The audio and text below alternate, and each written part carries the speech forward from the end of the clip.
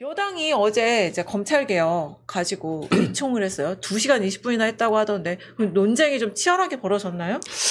첫 의총이었는데 검찰개혁 관련해서? 첫 의총이었는데 사실상 마지막 의총이거든요. 처음이자 마지막 의총. 왜냐하면 일요일 날 이번 주에 고위 당정을 열어가지고 검찰개혁 관련해가지고 정부 조직법을 어떻게 할지 최종 논의를 해요. 그러니까 네. 일요일이니까 사실상 이제 의총 열 시간이 없고 끝났다고 볼 수 있고 어제는 이제 쟁점이 뭐냐? 그러면 중수청을 이제 행안부에 보낼 거냐 아니면은 뭐 법무부에 보낼 거냐를 논의하는 건데 제가 지난주에 말씀드렸듯이 현재 법무부에 보내는 주장을 하면은 그게 이제 수박으로 몰리거든요.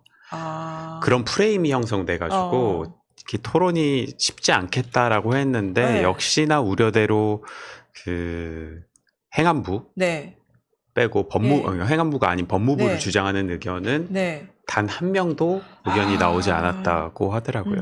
이게 어쨌든 이제 검찰 조직을 없애고 이제 중대범죄수사청을 신설하는 내용이 이제 정부조직법 개정안에 담기게 될 텐데 이제 법무부에 두느냐 행안부에 두느냐가 이제 쟁점이잖아요. 그렇죠. 근데 행안부에 둘 경우에는 굉장히 이 행안부가 관리해야 되는 이제 수사 조직이 비대해지는 거예요. 또 다른 검찰이 사실 될 수도 있는 거죠. 검찰에. 이런 게 가능한 거예요. 예를 들면은 뭐 중대수사범죄청이 수사한 게 마음에 들지 않는다. 그럼 행안부 장관이 경찰한테 야 너네 이렇게 하고 인사 미끼로 뭐 이렇게 할 수도 있는 거예요, 사실은. 예를 들면 뭐 그러니까 떼놔야 되는 거예요. 네. 그래서 어쨌든 이제 논쟁이 좀 붙을 법한데 아니 그러면 여당 의원들은 다 법무부가 아니라 행안부에 둬야 된다 이렇게 다 생각하는 거예요? 그게 어제도 밤에 이제 콜백이 늦게 와가지고 이제 뭐 중진 의원하고 통화를 하는데 정성호가 누구냐면 이재명을 아무도 지지하지 않을 때 지지했던 7명 중에 1명이고 7인회 멤버잖아요. 그리고 30년 직이고 30년 동지인데 그런 정성호조차도 수박으로 몰리고 이재명의 변호사인 조상호 보좌관도 수박으로 몰리는데 감히 누가 지금 이견을 제시할 수 있겠느냐라는 분위기예요. 그래서 완전히 뭐 다른 의원의 표현을 빌리자면은 중수청이 어디로 가야 될까요? 라는 질문이 마치 이게 중세시대 때 신을 믿나요? 라는 질문처럼 느껴진다는 거예요. 그러니까 이미 답은 정해져 있고 뭐 합리적 토론의 대상이 아니고 성역화가 된 거죠. 그래서 이견을 제시하면 이거 법무부라고 얘기하면은 마치 이제 마녀사냥을 당할 수 있는 그런 분위기인 것 같아요. 그래서 자기 생각이 있어도 말을 조차 못하는. 그렇죠. 근데 의총에서조차 말을 못하다. 의총은 사실 의원들이 토론하는 시간이잖아요. 근데 의총에서도 그렇게 이견 제시를 못하는 거면 분위기가 너무 심각한 거 아니에요? 그쵸. 이미 뭐 그렇게 가는 방향으로 정해졌으니까. 그리고 뭐 사실, 일요일 날 의총을 하잖아요. 일요일 날 당정을 하잖아요. 그럼 사실 안은 나와 있잖아요. 근데 지금 의총하면 뭐 합니까? 뭐 여기서 그러면은 법무부 가야 된다고 주장을 하면 그걸 반영되겠냐고요. 답정너다. 근데 누가 이견을 얘기를 하겠냐, 다른 의견을 얘기를 하겠냐. 요식해. 그럼 당 지도부도 문제가 있는 거예요, 그건.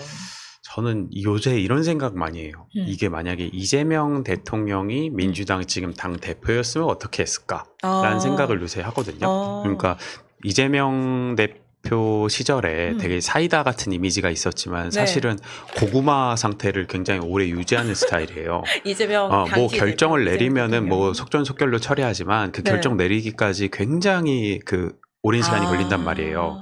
그래서 우리가 선거제나 금투세 이런 거 보면 뭐 병립형으로 가냐 연동형으로 가냐 뭐 금투세가 뭐냐 금투세를 도입하냐 폐지하냐 이거를 두고 되게 당 안팎의 의견들을 되게 많이 수렴하고 또 본인도 찬성하는 사람한테는 일부러 반대 의견 물어보고 반대하는 사람한테 일부러 찬성 의견도 물어보면서 되게 그 논의의 수준을 다른 생각을 어떻게 생각하냐 다른 활성화시키는 거죠. 토론 같은 것들을. 그러다 보면은 이제 의원뿐만 아니라 기자 그리고 또 국민까지 해당 사안에 대한 이해도가 높아지잖아요. 근데 그러다 보면 또 무슨 기사가 나오냐? 이제 단독 뭐 이재명 찬성 가닥 뭐 이런 기사 나오고 단독 이재명 반대 가닥 뭐 이렇게 잡혀요. 그럼 찬성도 하고 전화 받은 의원들이 대표가 생각이 찬성하는 것 같던데 보다. 반대하는 것 같은데 이런 기사들이 굉장히 쏟아져요. 그럼 이제 지칠 대로 지치면은 이제 마지막 가면 언론이 뭘 하냐면은 이제 이재명 결단만 남았다. 이걸 이제 일주일간 써요. 그러면은 그때까지 되면은 논의가 굉장히 하게 올라온단 말이죠. 그래서 어떤 결정을 내리든지 간에 합리적인 결정이 돼요. 왜냐하면 이유가 있고 장단점 우리가 다 아니까 이래서 이거 갈 수밖에 없었구나라는 판단을 하고 이 대표도 그때쯤 결론을 내리는데 정청래 당대표는 지금 완전 거꾸로 가는 것 같아요. 토론을 활성화하지 않고 오히려 시기는 못 박는.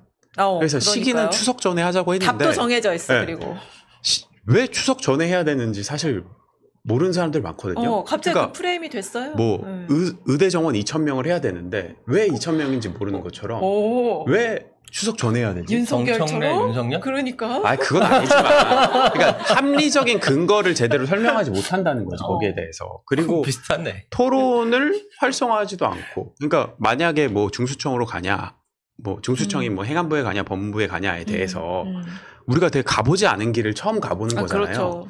그러면은 우리가 현재 예상할 수 있는 부작용보다 더 큰 부작용이 있을 수도 있고 네. 그걸 쉽게 예단할 수 없는 네. 상황이기 때문에 더 조심스럽게 한 걸음 한 걸음 나가야 될 것 같은데 근데 너무 좀 결론을 정해놓고 가는 방향이 있어서 마치 뭐 부동산 대출 규제 정책을 내놓는 것처럼 검찰 개혁을 하고 있는 것 같아요. 너무 갑작스럽고 너무 전격적이에요. 그 여당 내에서조차 충분한 수기가 없었고, 그 정부에서도 우려를 하고 있는데, 여당은 마치 정해놓은 그 그쵸. 답을 향해서 네. 질주하는 것처럼 하니까, 일요일날 당정 협의가 어떨지도 좀 궁금해지네요. 그것도 취재를 해봐야 될 것 같아요. 아무튼 수사 기소 분리를 해놓은 것만으로도 되게 그러니까 검찰의 수사 개시권을 뺏는 것만으로도 굉장히 큰 일인데 네. 그리고 수사 기소 분리에 대해 대원칙에 공감하는 사람들이 훨씬 많잖아요. 네. 그리고 지금 얘기 나오는 건 되게 방법론적인 얘기잖아요. 어떻게 하면 그걸 더 잘 이룰 수 있을까? 근데 그 방법론에 대한 논의가 별로 네. 안 된다는 거죠. 정밀하게 디자인해서 가야 되는 건데 한 번 또 그렇게 바꿔놓으면 되돌리기가 어려운 그쵸. 일이고 그리고 어쨌든 누차 이 얘기 나올 때마다 하는 얘기지만 이건 국민이 관련자예요. 어쨌든 그래서 신중하게 잘 살펴서 가야 되는데 너무 성급하게 그 귀 닫고 가는 거 아닌가 정말 걱정이 되고 이거는 대통령과 정부에도 여당이 오히려 부담을 지우는 일이 될 수도 그렇죠. 있어요. 결과적으로 네. 만약에 이게 문제가 돼가지고 물론 지금은 이제 중수청을 어디로 보내냐만 남아있고 후에 방법론적인 문제들 디테일들이 굉장히 네. 많이 남아있지만 그 논의조차도 지금처럼 이렇게 흘러간다면 네. 그 부담은 정청래 대표 지는 거 아니죠. 네. 이재명 네. 대통령이 져야 네. 되는 거잖아요. 그래서 5년 내내 정권 내내 부담이 될 수가 있다. 음. 그래서 좀 앞으로 남은 과제는 조금 더 의견 수렴을 많이 했으면 좋겠다라는 생각이 많이 들고 의원들도 그런 의견을 많이 갖고 있습니다. 맞아요.